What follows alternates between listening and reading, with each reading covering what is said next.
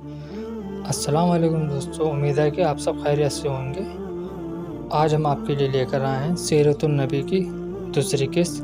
چلیے بنا دیر کرے شروعات کرتے ہیں۔ عبد المطلب کو یہ حکم اس وقت دیا گیا جب وہ اپنی منت بھول چکے تھے۔ پہلے خواب میں ان سے کہا گیا منت پوری کرو۔ انہوں نے ایک مینڈھا ذبح کر کے غریبوں کو کھلا دیا۔ پھر خواب آیا اس سے بڑی پیش کرو۔ اس مرتبہ انہوں نے ایک بیل ذبح کر دیا۔ خواب میں پھر یہی کہا گیا کہ اس سے بھی بڑی پیش کرو۔ اب انہوں نے اونٹ ذبح کیا۔ پھر خواب میں آیا اس سے بھی بڑی چیز پیش کرو۔ انہوں نے پوچھا اس سے بھی بڑی چیز کیا ہے؟ تب کہا گیا اپنے بیٹوں میں سے کسی کو ذبح کرو جیسا کہ تم نے منت مانی تھی۔ اب انہیں اپنی منت یاد آئی، اپنے بیٹے کو جمع کیا، ان میں سے منت کا ذکر کیا۔ سب کے سر جھک گئے۔ کون خود کو ذبح کرواتا ہے؟ آخر عبداللہ بولے ابا جان آپ مجھے ذبح کر دیں۔ یہ سب سے چھوٹے تھے، سب سے خوبصورت تھے، سب سے زیادہ محبت بھی عبد المطلب کو انہی سے تھی، لہٰذا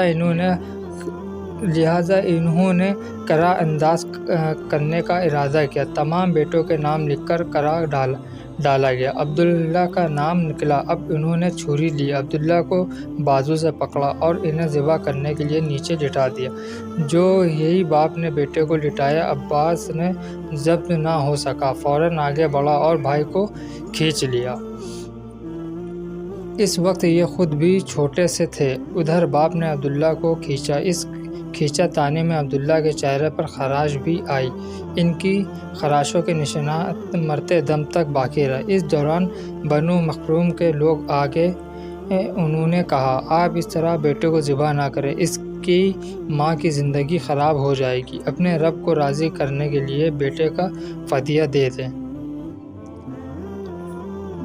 اب سوال یہ تھا کہ فدیہ کیا دیا جائے۔ اس کے ترکیب میں یہ بتایا گیا کہ ایک کاغذ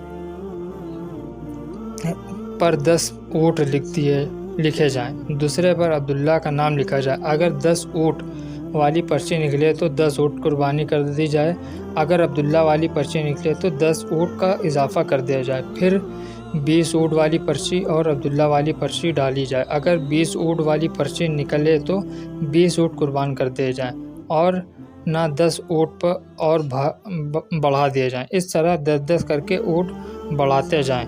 عبد المطلب نے ایسا ہی کیا، 10 اونٹ بڑھاتے چلے گئے۔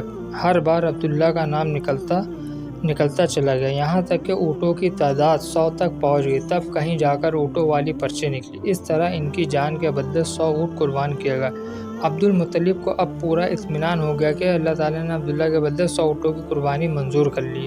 انہوں نے کعبے کے پاس 100 اونٹ قربان کیے اور کسی کو کھانے سے نہ روکا۔ سب انسانوں، جانوروں اور پرندوں نے ان کو کھایا۔ امام ظاہری کہتے ہیں کہ عبد المطلب پہلے آدمی ہیں جنہوں نے آدمی کی جان کی قیمت 100 اونٹ دینے کا طریقہ شروع کیا۔ اس طرح سے پہلے 10 اونٹ دیے جاتے تھے، اس کے بعد یہ طریقہ سارے عرب میں جاری ہو گیا۔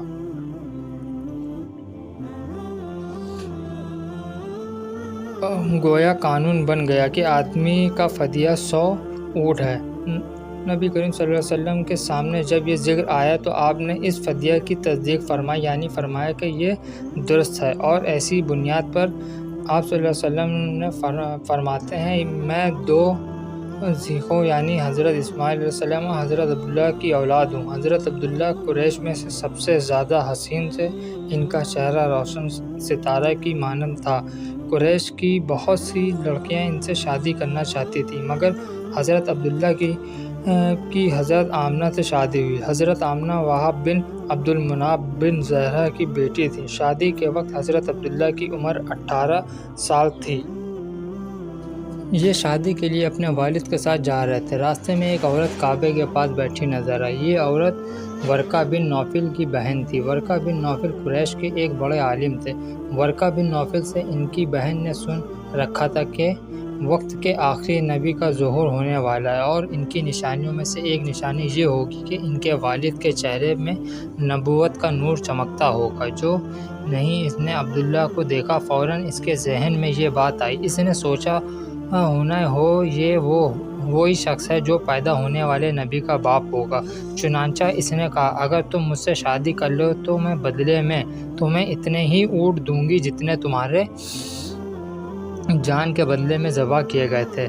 اس پر انہوں نے جواب دیا، میں اپنے باپ کے ساتھ ہوں، ان کی مرضی کے خلاف کچھ نہیں کر سکتا، نہ ان سے الگ ہو سکتا ہوں، اور میرے والد باعزت آدمی ہیں، اپنی قوم کے سردار ہیں۔ بہرحال ان کی شادی حضرت آمنہ سے ہو گئی۔ آپ قریش کی عورتوں میں نسب اور مقام کے اعتبار سے افضل تھے۔ حضرت آمنہ حضرت عبداللہ کے گھر آ گئیں۔ آپ فرماتی ہیں، جب میں ماں بننے والی ہوئی تو میرے پاس ایک شخص آیا، یعنی کہ ایک فرشتہ انسان کی شکل میں آیا۔ اس وقت میں جاگنے اور سونے کے درمیان حالت میں تھی۔ عام طور پر اس حالت کو غنودگی کہا جاتا ہے۔ اس نے مجھ سے کہا، تمہیں معلوم ہے تم اس امت کی سردار اور نبی کی ماں بننے والی ہو۔ اس کے بعد وہ پھر اس وقت آیا جب نبی صلی اللہ علیہ وسلم پیدا ہونے والے تھے۔ اس مرتبہ اس نے کہا، جب تمہارے ہاں پیدائش ہو تو کہنا، میں اس بچے کے لیے اللہ کی پناہ چاہتی ہوں ہر حسد کرنے والے کے شر اور برائی سے۔ پھر تم اس بچے کا نام محمد رکھنا، کیونکہ ان کا نام تورات میں احمد ہے، اور زمین اور آسمان والے ان کی تعریف کرتے ہیں، جبکہ قرآن میں ان کا نام محمد ہے، اور قرآن ان کی کتاب ہے۔ البتہ ایک روایت کے مطابق فرشتے نے ان سے یہ کہا، تم وقت کے سردار کی ماں بننے والی ہو۔ اس بچے کی نشانی یہ ہوگی کہ اس کے ساتھ ایک نور ظاہر ہوگا، جس سے ملک شام اور بصری کے محلات بھر جائیں گے۔ جب وہ بچہ پیدا ہو جائے گا تو اس کا نام محمد رکھنا، کیونکہ تورات میں ان کا نام احمد ہے، کہ آسمان اور زمین والے ان کی تعریف کرتے ہیں، اور انجیل میں ان کا نام احمد ہے، اور آسمان والے اور زمین والے ان کی تعریف کرتے ہیں، اور قرآن میں ان کا نام محمد ہے۔ حضرت عبداللہ کے چہرے پہ جو نور چمکتا تھا، شادی کے بعد وہ حضرت آمنہ کے چہرے میں آ گیا تھا۔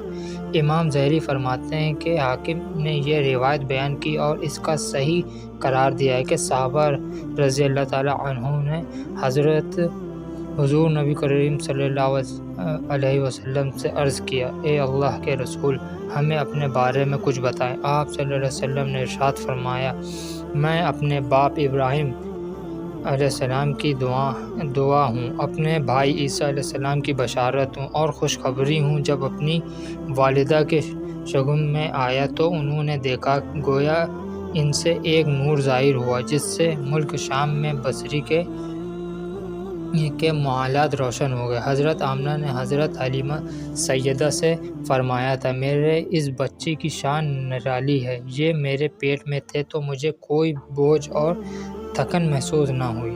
حضرت عیسیٰ علیہ السلام وہ آخری پیغمبر ہیں جنہوں نے آپ صلی اللہ علیہ وسلم کی آمد کی خوشخبری سنائی ہے۔ اس بشارت کا ذکر قرآن میں بھی ہے۔ سورہ صف میں اللہ تعالیٰ فرماتے ہیں، اور اسی طرح وہ وقت بھی قابل ذکر ہے جبکہ عیسیٰ ابن مریم نے فرمایا کہ اے بنی اسرائیل، میں تمہارے پاس اللہ کا بھیجا ہوا آیا ہوں کہ مجھ سے پہلے جو تورات آ چکی ہے میں اس کی تصدیق کرنے والا ہوں، اور میرے بعد جو ایک رسول آنے والے ہیں ان کا نام مبارک احمد ہوگا، میں ان کی بشارت دینے والا ہوں۔ اب چونکہ حضرت عیسیٰ علیہ السلام یہ بشارت سنا چکے تھے، اس لیے ہر دور کے لوگ آپ صلی اللہ علیہ وسلم کی آمد کا بے چینی سے انتظار کر رہے تھے۔ ادھر آپ کی پیدائش سے پہلے ہی حضرت عبداللہ انتقال کر گئے۔